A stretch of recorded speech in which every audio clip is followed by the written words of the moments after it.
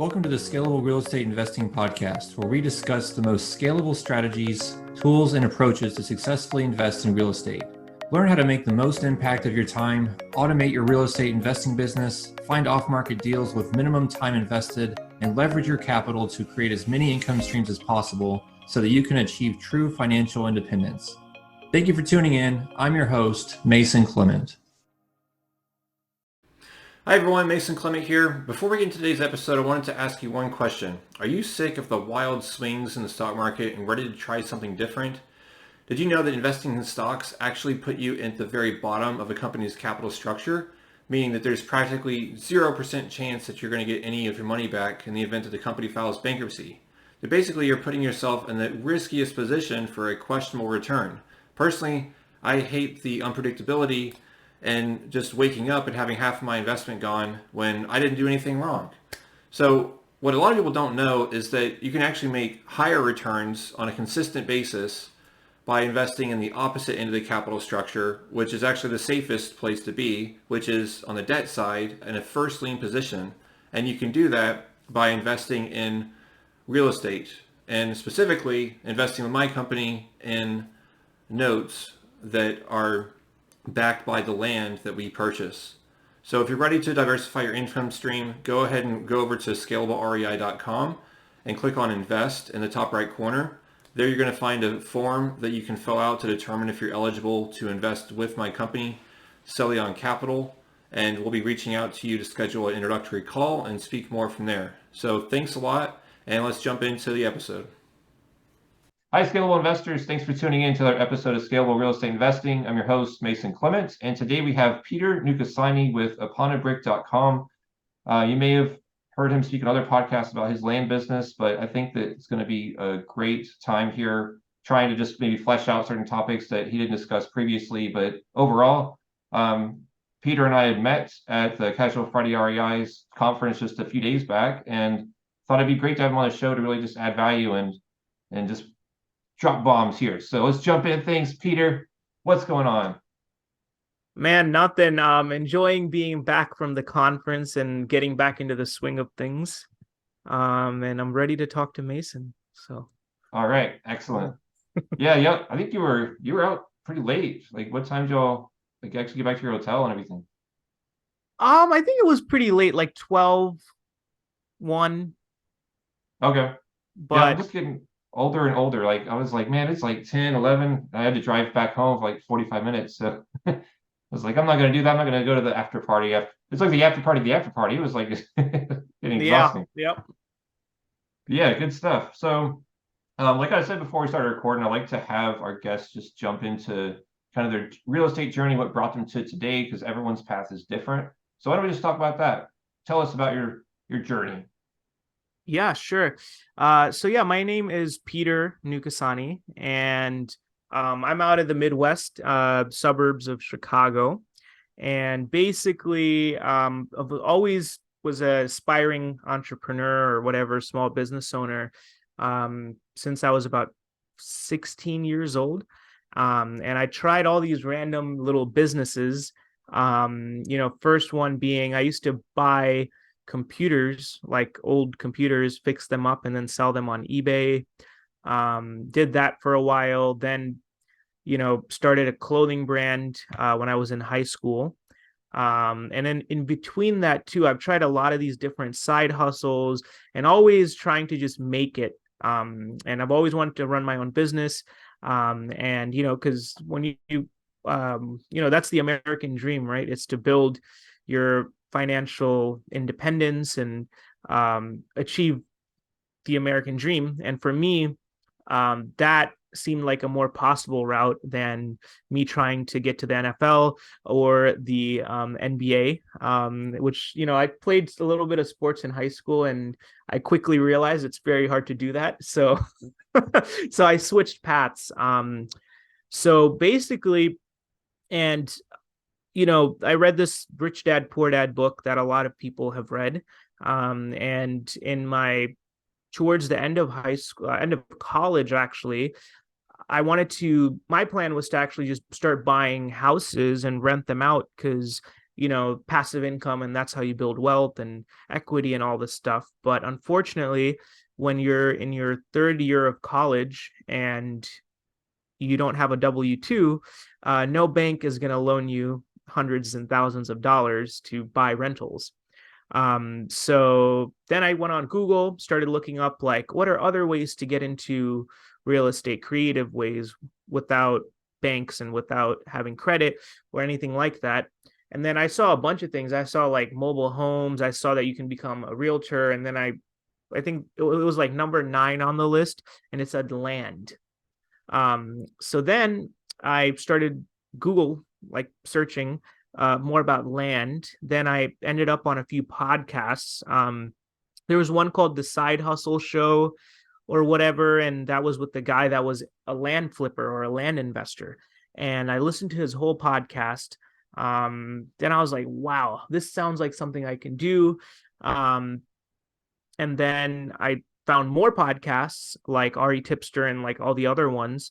And every day when I was because I commuted when I was in college, so I would every day when I'm driving home, I had like an hour and 15-minute drive, so I was like knocking out episodes every single day, and was listening to podcasts and I was like trying to learn how to do it and after listening to a good amount of them, I ended up on my first deal, and that happened when I was calling.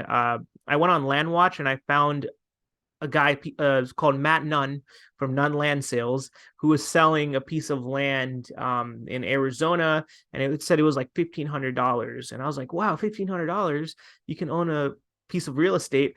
And I called him. I'm like, hey, I'm trying to get into the same business. What do you do? And he kind of told me about it. And then we structured like our first little deal of like 3 or 4 rural parcels in Arizona. And that's how I bought my first deal. Okay, and you just did that one deal, huh? Just didn't grow your business from there. Just that's it. No, I wanted to stop talking because I know I've been talking for a while, but it's a long story, man. But I tried to condense it as quickly as I can. Oh, no worries. We're not like timing you to see if you can get through it in 30 seconds or less. Yeah. No worries. That's cool.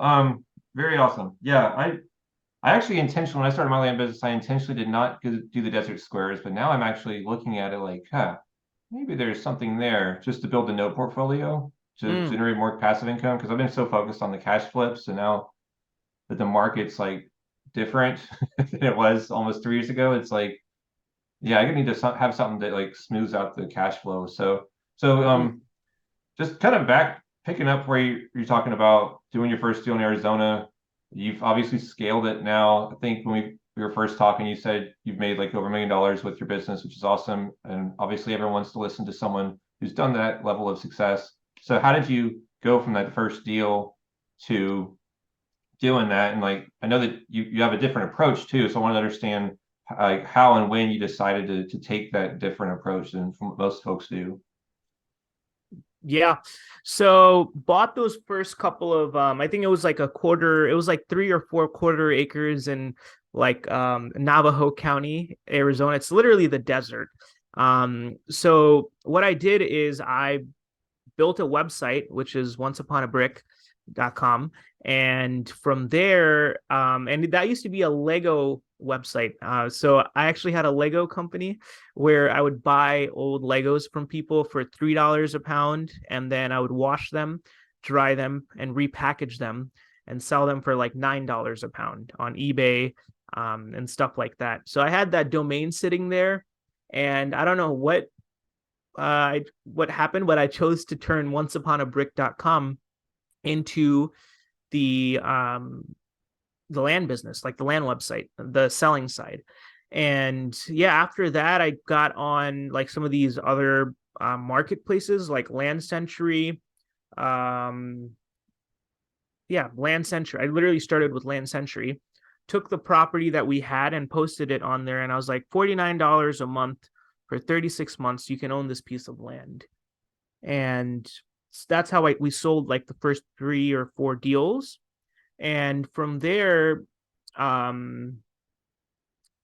can continue. So yeah, from there we sold the first 3 or 4 deals. Then I started. So one thing about our business is we don't send mailers, and honestly, it's because I never figured out how to. I think I'll tell you about the time that I tried mailers once, and it was totally my fault, and I'll go into that later, but it didn't work. So I've always just stuck to calling other land investors and land companies and trying to buy inventory from them. And that's what I did. So after I did that, like sold the first 3 or 4 parcels, yeah, that's great. You're getting $49 a month or whatever, and it only cost you're going to get your money out in 7 months or 8 months. The issue was there was a capital constraint. And so what I did was I called the land, like the other land company, and they've been in there for a long time. They've been in the business. And I negotiated a land arb deal. So basically, they would owner finance to me a package of 20 parcels of land. And that's how I started. And then from there, we went from 20 parcels to over 300 parcels with the same company. And we sold all of them. And it took a little bit of time, but it was just selling. My goal was like focusing on selling one a day or one every other day. I ended up getting a land watch account, and that's how we moved all that inventory. And then after selling those 200 parcels or 300 parcels on terms, we were able to, the money that was coming in every month, we were able to take that and start buying deals for cash. Okay, that makes a lot of sense. So when you had these deals and you sold them on terms, you bought them on terms, what was the kind of on average net margin you were collecting? Yeah, so it varies, but on average, we were at least, if the note cost me $25 a month, we were selling it for 75. So our margin was that $50 in between. Okay. But yeah, which doesn't sound super exciting, but then you multiply it by 100, that's 5,000, and 200, that's 10,000. So start to add up, right? Yeah, When yeah, you're doing the mass volume there, it's cool. yeah. Okay. So that's what we did, and that's how I started because yeah, I didn't raise any capital, didn't have money. I started my first business, like the first deal was for $2,000 or $1,500 actually. Yeah, so I started with $1,500. Okay. Where'd you get that money? That's a lot of money, $1,500. I did the Lego business, so I think that was from the profits of selling like Legos, and I mean I started when I was like 16, so it was always like selling computers, selling iPads, and just that's the money that I just saved up over that time. Oh, Um, okay, got it. Yeah. and yeah, I was like, this seems like a interesting deal, so I was like, Cool. let's. So like today, we're in September 2023. Is that still your business? Like what's it looking like right now? Like, what's your portfolio and like what's the next step and direction you're trying to take your business? Yeah, yeah. I mean, our business has changed a lot since then, even though it's only been a couple of years. There's two sides of it. The first, so we have two parts of our business. About half of it is the same thing, the retail owner financing, where we sell to the end user of people that want to own land. And then the other side of our business now is actually wholesale. And that's, believe it or not, like last year, it's crazy. 80% of our business was all wholesale and 20% was retail. And it was crazy because before it used to be like all retail owner financing. And when I say wholesale, sometimes, there's confusion about like contract assignments and all that stuff, or, flipping in a different way. But when I say wholesale, I mean selling in bulk to land investors. So we would buy like 50 parcels, and then there's 5 or 10 other land companies who are like, hey, we want inventory. How much would you charge for these parcels? We'll buy them from you. Like just like how I did when I started. And we would start selling it to them in packages of 5, 10, 15. And some of our clients, today buy 100, 200 parcels at once. And we would make that spread in between. Like we would buy, let's say, if we're buying for $10, we would sell it for $13 or $14, and they would sell it for like 21, $22. So they make the lion's share of the profit, but we were making that spread of $3 or something in between. And Okay. when you do that in volume, it adds up. Yeah, definitely. And I think that since the market's changed since last summer, as interest rates started ratcheting up, I feel like the investors are going to be a more reliable buyer avatar anyway. So that makes a lot of sense from what you said. So Yeah. that's great. Okay. Um, but why did you not learn mailers or like SMS campaigns and all that different stuff? Did you intentionally stray away from it because you thought it was just going to lead to burnout or something, or it's just interesting how you thought to take the different approach, kind of flip the script. Honestly, I never took a course or anything when I started, and I just didn't have the education. And I mean, I'm sure I could have I'm sure I was aware of it. Like I was listening to podcasts and YouTube videos, but again, when you're starting off on a shoestring budget of $1,500, that can go by very quickly with mailers. And I mean, we do some texting today, which is again, we're pivoting our business, and adding more arms to it. And now we're doing that for like bigger deals, like subdivides, and we're trying to transition up market, to larger deals. So we're doing that now. But honestly, when I started, I just didn't really, I wouldn't say know better, but I just found that to be like a little, it just worked, when what we were doing.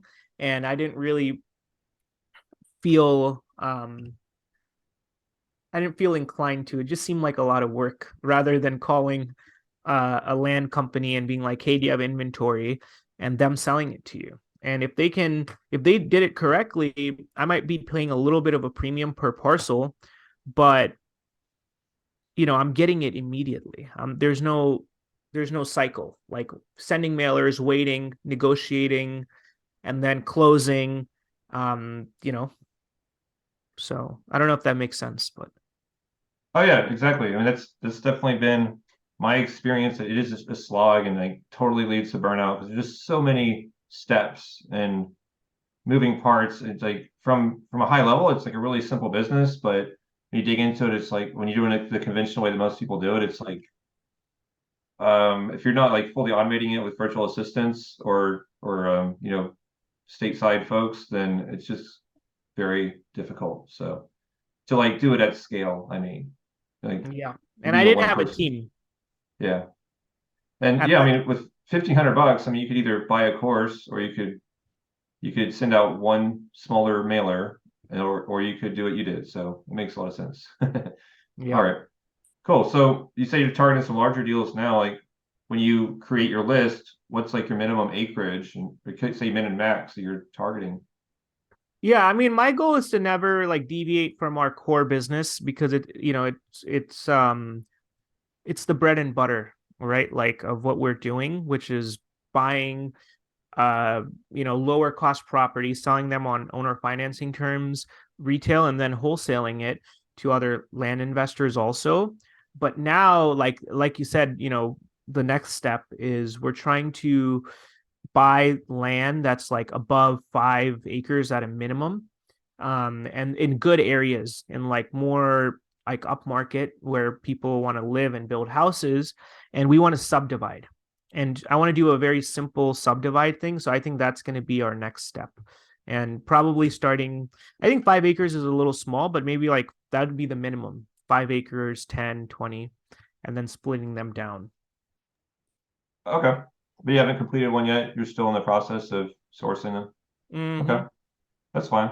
Yeah, I've noticed like depending on the area, if it's like a rural subdivision, it could be like some HOA or something, and the original developer just cut it all into 5 acre tracts.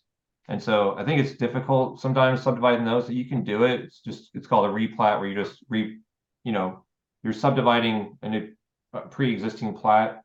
It's not that complicated, but I think my hesitation with some of those things is like, well, if the buyer is looking to have a 5 acre tract out in the country, and then I come and try to sell them a 1 acre tract and there's no other 1 acre tracts around, then maybe that might be difficult. But obviously it depends on every market and all the different factors. So that's just one thing I've noticed. So I think that actually probably would be a good idea, just like do 5.5 or like 6 acres, like just above five, if you like really want to focus and target on the subdivide candidates.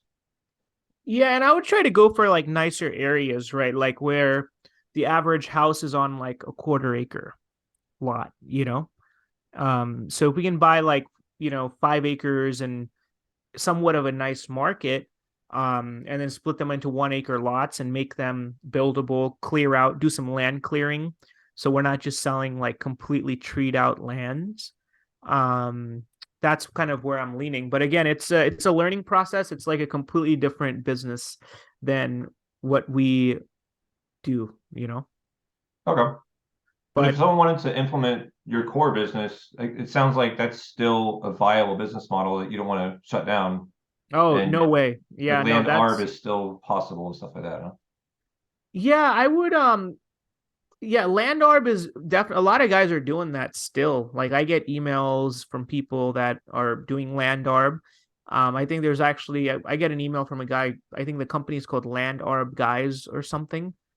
Um, so there are businesses that do that. But I think the real deal is finding a good land wholesaler that you can buy from and buying the deal out for cash, right? Because what if you can get two parcels for like $750 each and you sell them for 199 or 150 a month, right? And then you don't have all these land art payments, you own the title, and it just makes it super simple. So today we don't do any land arb.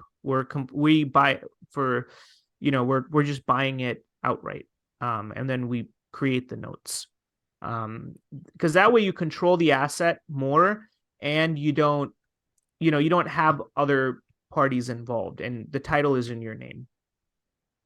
Got it. Yeah, that makes a lot more sense. And obviously you're collecting more margin Yep. as you're moving forward with each payment and all that. So makes sense. Okay. Awesome. Well, what else are we missing here?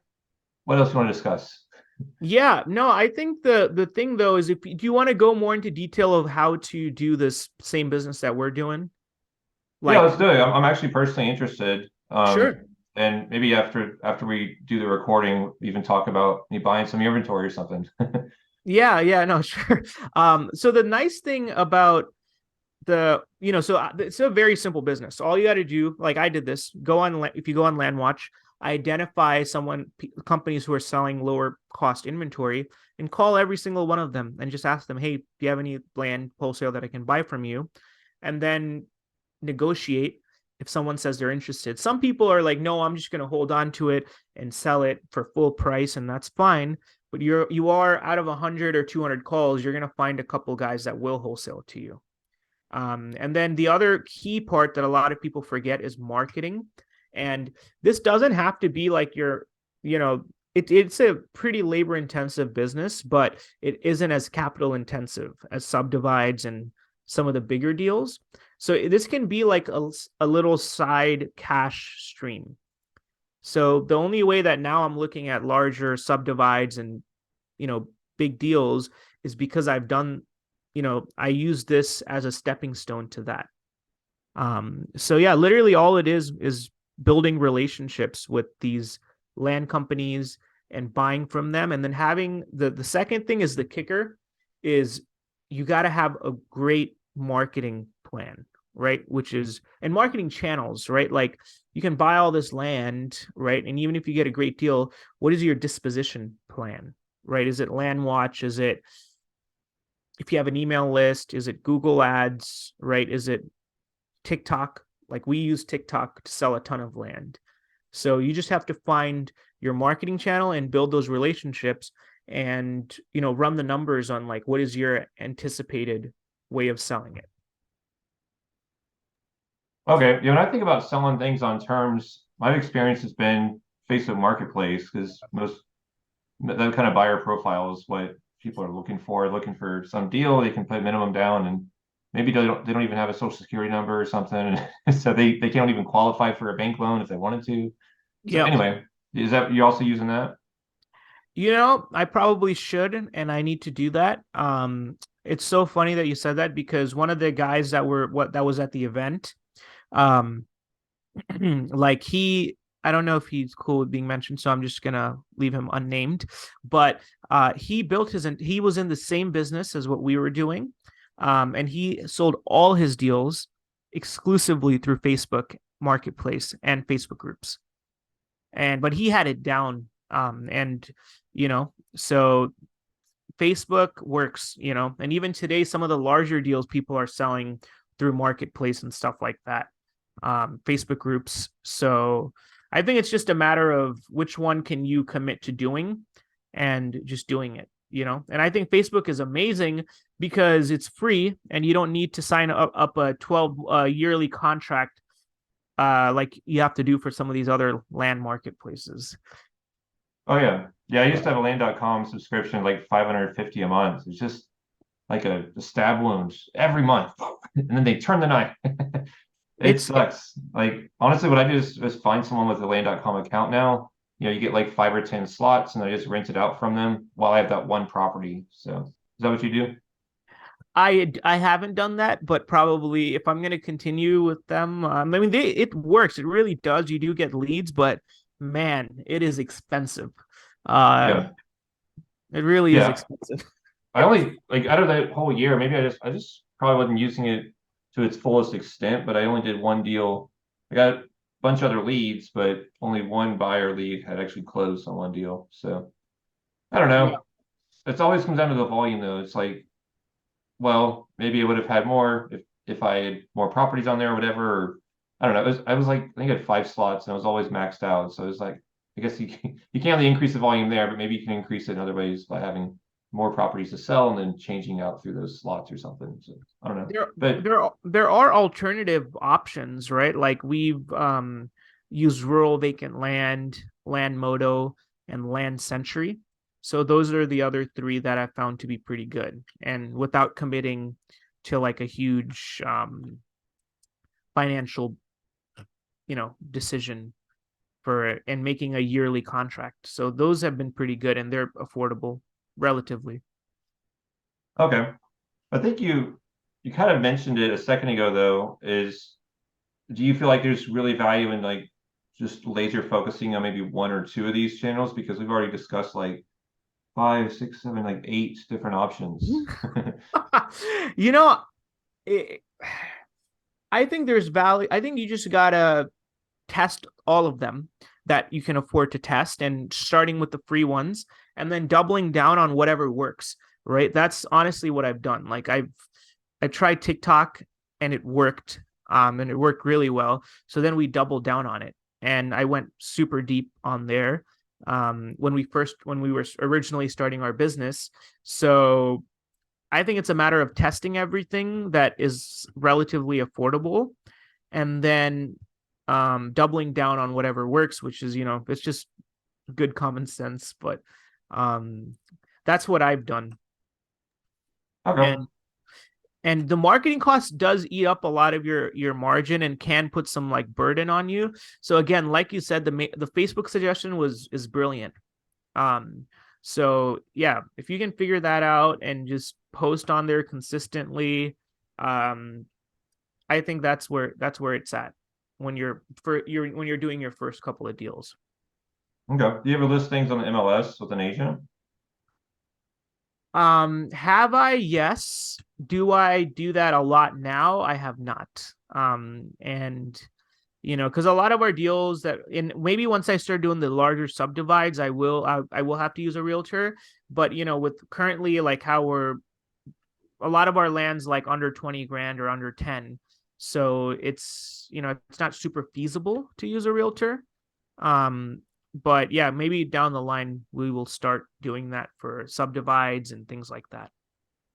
Okay. Yeah, I think it makes sense, like you said, with for larger transactions and definitely for more cash sales and cash buyers. Well, if they're buying with a bank loan or something, but I found like even if I want to sell it on terms, it definitely seems more difficult to start getting those types of conversations going with those buyers because a lot of times they're just looking at it like you're just buying outright. But that's cool. You said 10 or 20, so why don't we talk about that a little bit more? Is it usually like say buy for five, sell for 10, or is it kind of what do the numbers usually look like? I know you said some hypothetical numbers. Let's just talk about like some real numbers on average. Sure. So Our Izzard, and so we bought 400 parcels in Izzard last year, County, Arkansas, and we just bought them again. And basically, the how it works on those numbers is we were wholesaling them for I think $850, and a lot of our investors who are buying from us and reselling them, there's people that have hit home runs on them. They've sold them for a lot, like 7,000, 8,000, so like 10x their money. But that is not true, like on average, right? So on average, we've seen people sell them for like $1,800 cash to like 2,000, 2,500, and then we see a lot of people who do like $99 a month for 36 months or 30 months, or $149 a month for 24 months.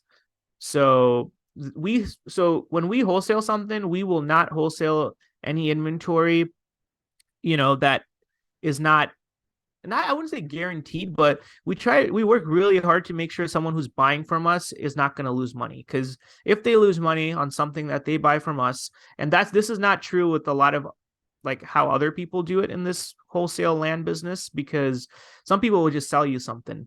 But the way we built our repeat business is by making sure we underprice our stuff so people can make a profit and they come back to us. And yeah, and it's just because when you can make someone like make a profit, let someone make a profit, you just leave a bunch of goodwill, and people come back and buy your inventory. Yeah, it makes sense. It's a lot more long-term view versus short-term. You might make more profit in the short term, but that person probably be looking for a different source to buy from next time since they don't have much meat on the bone. Yep. And that's yeah, that's a common mistake, but it's all literally all, because the lifetime value of one of those relationships is insane.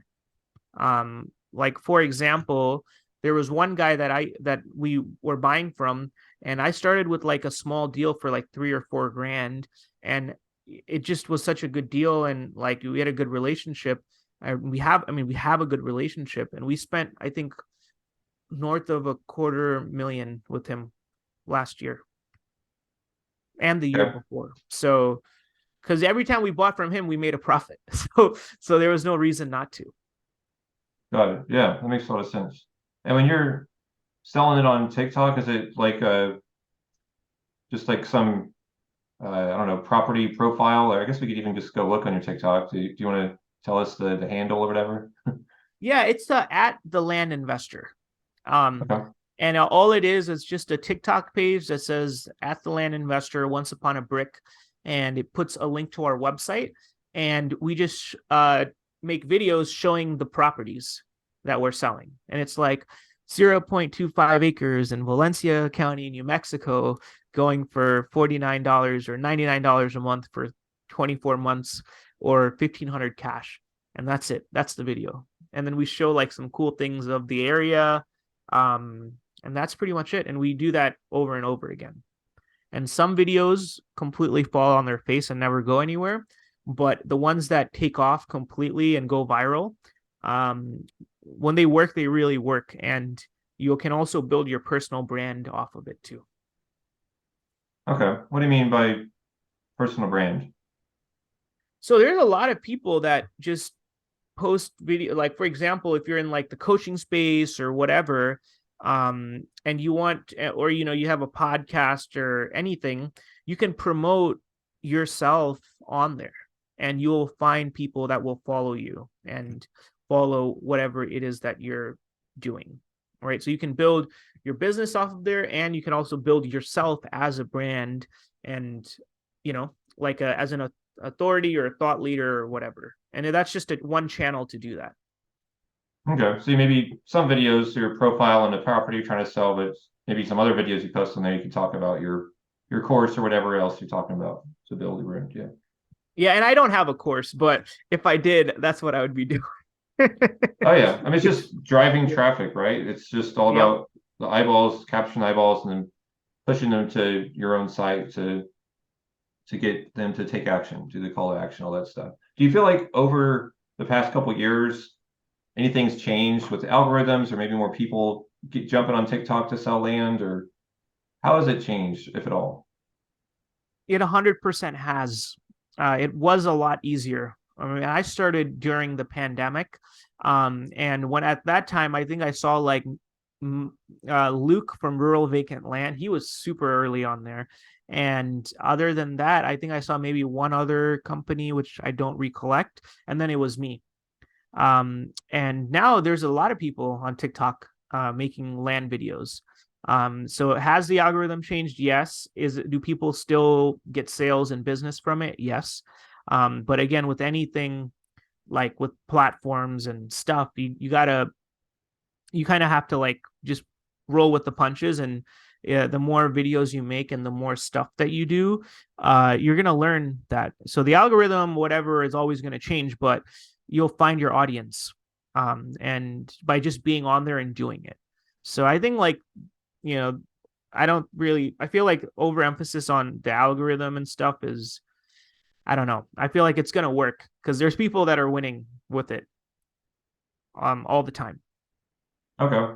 Yeah, I forget where I heard it, but I heard that if you maybe this previously was the case, I don't know about now, but if you were to use more of their features like fun emojis or transitions or whatever, whatever's available, then the algorithm will like your stuff more, so it'll kind of promote you more. Is that still true? Yep, it is. Cool. And you I don't know why they do that. I guess it's just to promote their own like content, or how they filter out spam content. But yeah, recording like natively and making content on there, um with their thing, with like their software or CapCut, is I think they favor that compared to other things. When you say natively, like I know I've tried it a few times. I just didn't consistently stick to it. But basically, you open up the app and you're actually clicking record within the app. You're not uploading an external video, like a video from an external source. Is that what you mean? Exactly. And I've tried both, and now I'm just sticking to making native content. And I don't know why, but I guess they like it. So I'm just gonna do what they like. Okay. Yeah, I was just like recording my computer monitor. Is that what you do, or do you actually like ever go out to the sites, the properties, and do it in person as a land? Rarely. I mean, sometimes, but most of my content is me talking into a camera or flipping my camera around and just off a computer screen.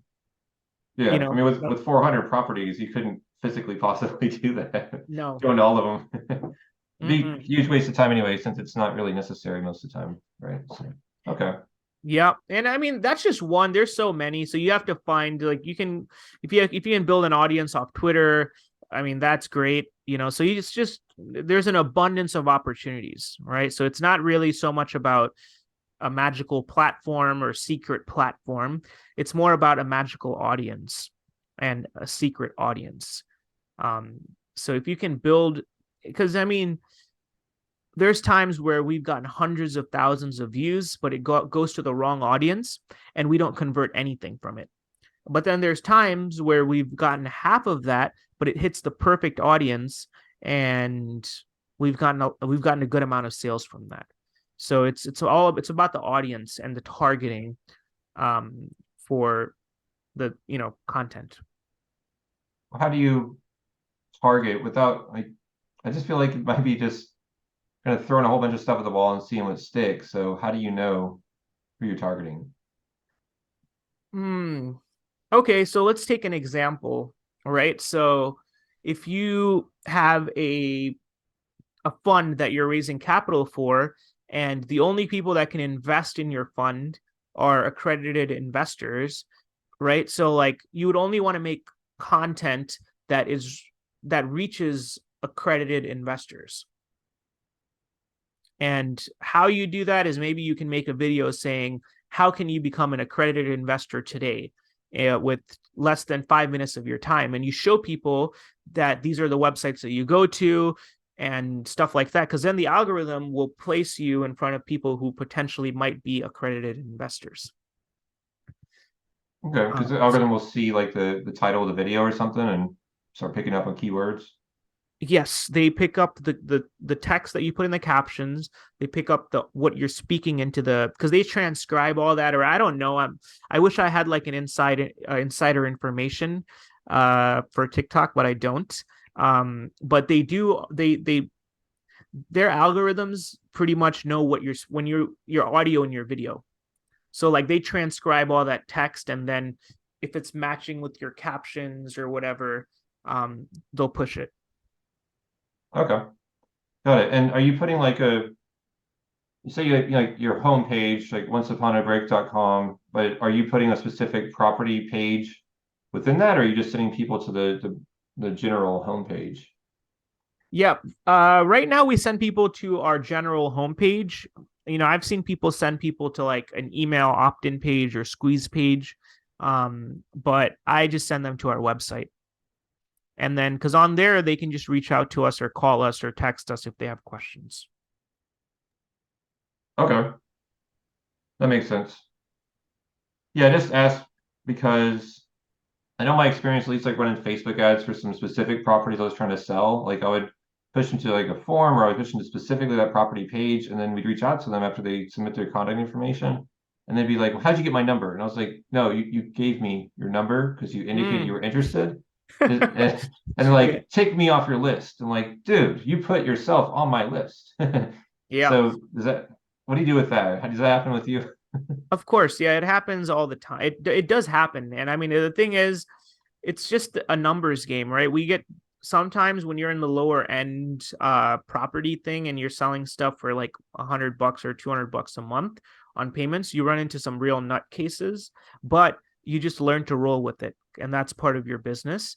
But one thing I will say is if you don't have like a ton of different offers or property that you're trying to sell, and you have a specific $2 million listing, it's actually better to just direct them to that specific listing, because or not they're gonna get lost in your website. So actually what you did is the right thing to do. It's just for our business, we kind of have all these we have so many like different options. So we kind of just send them to the website and let them figure it out on what it is that they want to do. Okay. Because when you're dealing with hundreds of properties, then you just kind of want them to filter and kind of find what they're looking for. So you're saying, Mm-hmm. got it. Makes sense. But there's no way to really mitigate against people that are confused. It's just like you said, a numbers game. So like trying to get more like 80% that are not crazy. How Yeah. do the numbers shake out, actually, the allocation between these confused folks and then actual maybe possible leads? Yeah, I think probably like 20% is not serious, 80% is serious, and then not like super serious. They're like somewhat interested, right? And then from there you have the tire kickers, then you have like the people who want to do it but can't do it right now. And then you have the people that are like, "Oh, I'm interested, but I want to do it in 5 months." Um, and then you just narrow down like one after the other, and then maybe you reach into like 10 to 15% who are actually serious and who might convert. Okay. And that's just like any e-commerce funnel or e-commerce thing, right? Like that's what every business deals with, for the most part, when we're talking about traffic. Yeah, exactly. There's definitely different stages of the funnel. And I think that in general, from my experience at least, the social media type of leads are definitely going to be more at the top end of that funnel. That like Mm. maybe earlier in the entire sales journey. Yep. Yeah. Okay. So what's your team look like? Because you say we or us, and I know sometimes it's collective. Like sometimes I say that even if it's just me as a one man show. So like Yeah. what's it look like on your end? Yeah, so today how it looks like is we have about 4 people in the States. So we got me, and then we have my assistant Joy, um, and then we have Mike, which is our salesperson, and he handles all of our sales. And he interfaces with all the wholesale customers, retail, everybody. And then we have Noah, who does operations, so things like deeds, because we do a lot of the deeds in house. And then we have Arinola in customer service, and she handles all like the customer service stuff. And then overseas, we have one VA in the Philippines, and we had more, but I think there's just like a certain point where there's not enough productivity that you gain from it. So now we have I think one person. And then we have our texting team, which is in Pakistan. Got it. And the texting, that's more for like direct to owner marketing where you're trying to source deals, right? Correct. Yeah, for like the subdivide stuff that we're trying to get into. Okay, cool. What are you all using for the SMS campaign software? Yeah, we were using launch control at one point. And the launch control, I think, I think what we're using now, we might actually want to change it, so I won't mention it. But it's Roar. But launch control, I've heard, is where it's at. So Okay, cool. Yeah. Yeah, it's funny you mentioned that.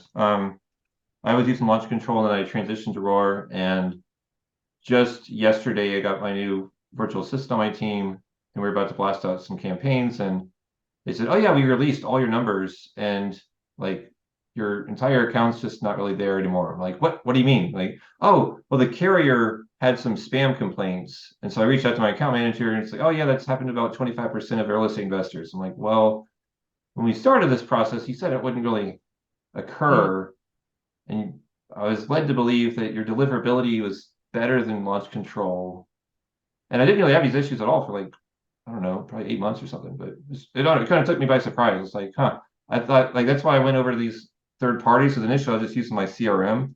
mm, But now that CRM's linked to Twilio, and Twilio is like super strict on having prior consent and all this, so they just shut you down immediately. You get this error code 3001 or something in their thing. So yeah. yeah. Mhm. So it's also same as like REI reply and stuff. Although I still have some friends that apparently they have like two CRMs. They have like I forget if it's Go High Level or whatever it is, but then they also have REI reply that they use just for the text campaigns. But I don't know if their deliverability is working at all right now. So it's just crazy with all the SMS legislation that's been passed. So anyway, rambling Yeah. on. Yeah. It seems like you wanted to maybe add something to that, so I'll stop talking. No, no, yeah. I was just saying, like, yeah, you just want to go with what works. All right. Like, I was trying to reinvent the wheel and get creative. And sometimes it does pay off with other softwares. But launch control, I've heard good things about them, and a lot of people do use them. Yeah. Yeah, I was mainly just getting frustrated because they had increased their monthly rates and they capped the amount of text you can send per day. So I was like on their cheapest plan of like 400 a month for like Yeah, they it's were doing like expensive. 300 a day, but then they sometimes you can do 600 texts per day. But it's like, well, I need volume, but I don't want to pay like $1,000 a month to get to the Yeah. next tier. So 900,000. I don't know. It's all like a numbers games. Obviously, if you're making like exponentially more by doing numerous deals each month, then it washes out and it's like a de minimis amount. But Mm, anyway, all depends on where you're at with your business and everything. So, yep. okay, perfect.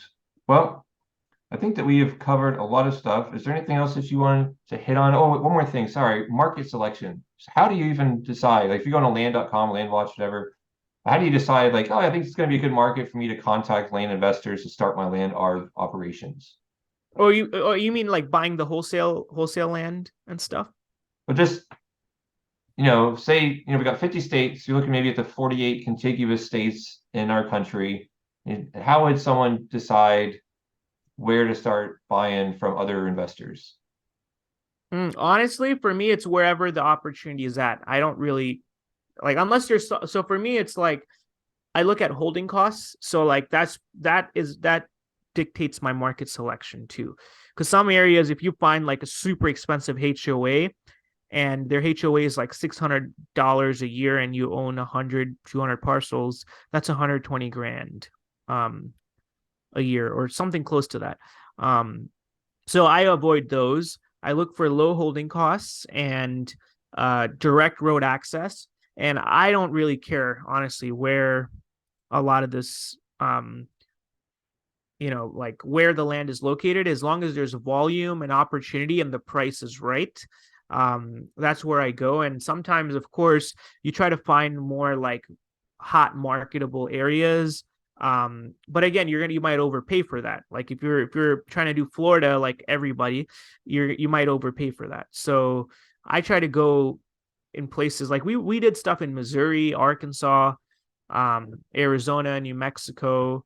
So it's wherever the opportunity takes us, and it just fits our buy box.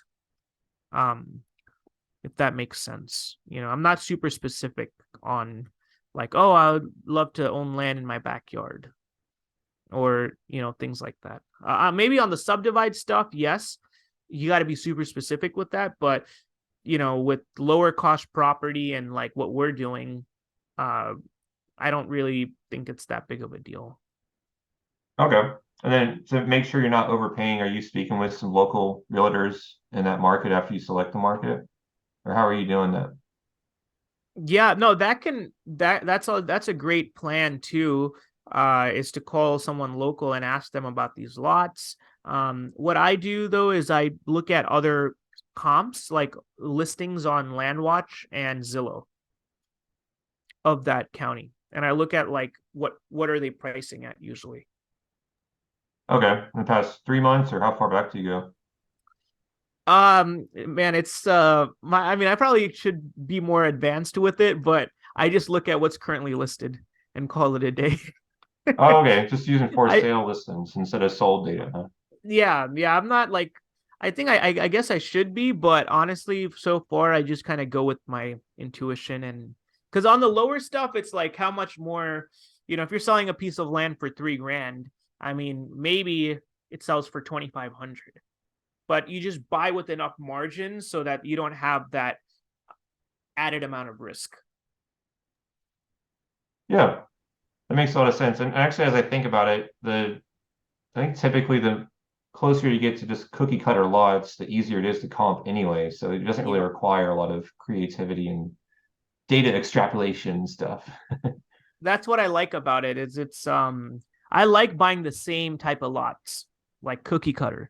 Like I want the same size, same neighborhood, same price point. And we often usually sell them all for the same price point too. So I mean, as long as like the acreage and if they're relatively the same stuff. Right.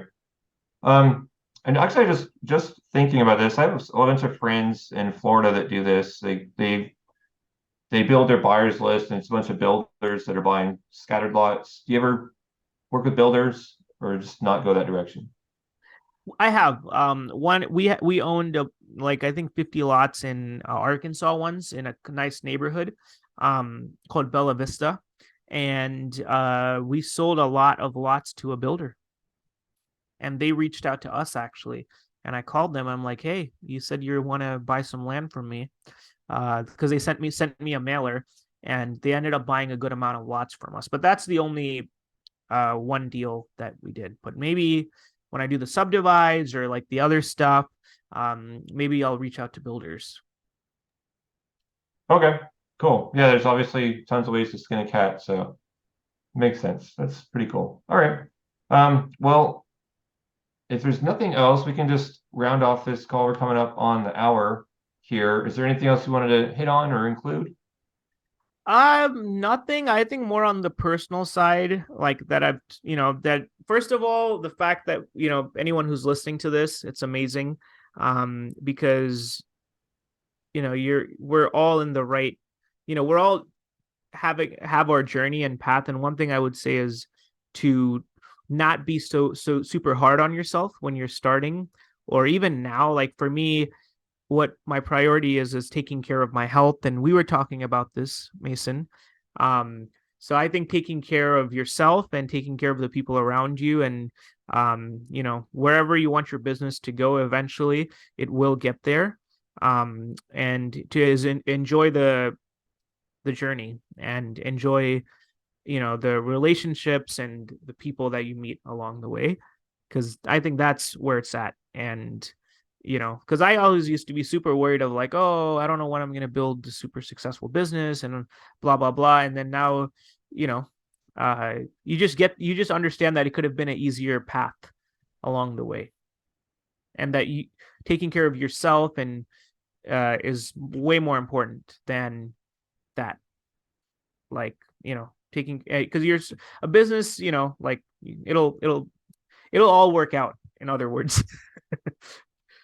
Yeah, definitely. From my experience, like my programming has been to just like I have to be pressure myself and really push myself to reach that next goal, that next level. But recently, in the past 6 to 12 months, I realized that the more I let go and like the less I care, the easier things just flow and happen, exactly like you said.